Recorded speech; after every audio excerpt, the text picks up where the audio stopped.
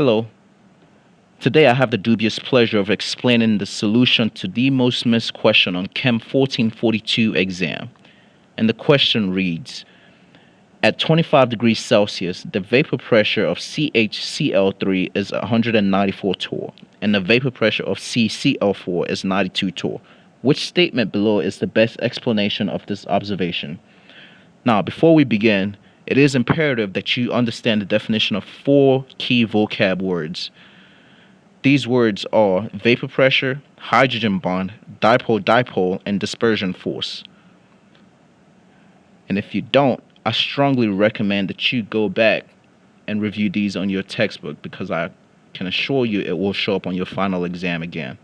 Now, to begin, A says the dispersion force of CHCl3 are stronger than the dipole-dipole force in CCl4. A is wrong because if the dispersion force were stronger, the molecules would not want to separate from the liquid phase, which means the vapor pressure would be less. But as we can see here, the vapor pressure of CHCl3 is in fact higher than CCl4, which is why it exerts a larger pressure on this balloon, causing the balloon to be larger than this one. Another reason why A is not correct is that the dipole-dipole force which exists between polar molecules in CCl4 is actually nonpolar.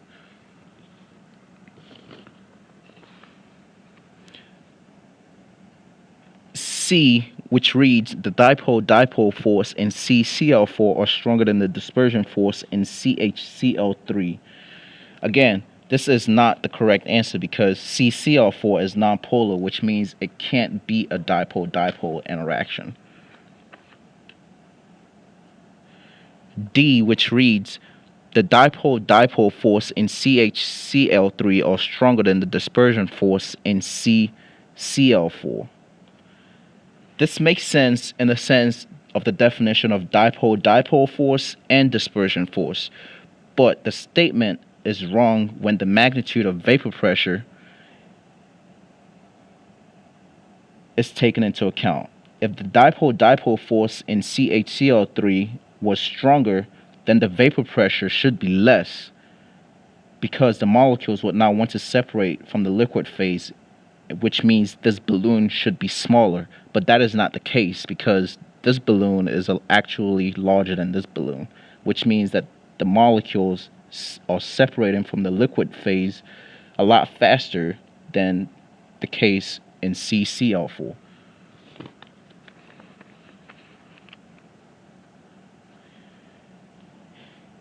E reads the hydrogen bond in CHCl3 are stronger than the dispersion force in CCl4. Again, this is not correct because there is no hydrogen bond in CHCl3 as shown in this Lewis structure. For there to be a hydrogen bond, the way I remember it is hydrogen bonds are fun. It has to have a fluorine, an oxygen, or nitrogen in it. For there to be a hydrogen bond, it has to be bonded to one of these atoms. In this case, it is not.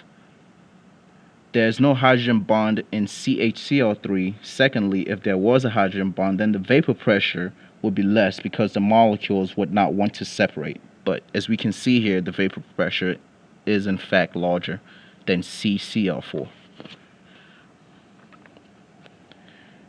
B, which reads the dispersion force in CCl4 are stronger than the dipole-dipole force in CHCl3. B is the correct answer because CCl4, which can have London dispersion force, have a lower vapor pressure compared to CHCl3, which means its molecules would not want to separate, which is the case here. Another way this question could have been phrased is, which one of these has a higher boiling point? In this case, it would be CCl4 because it has a lower vapor pressure, which means more heat is required to disrupt the electrostatic interactions, not bonds. Electrostatic interactions between these molecules to enable the molecules to escape.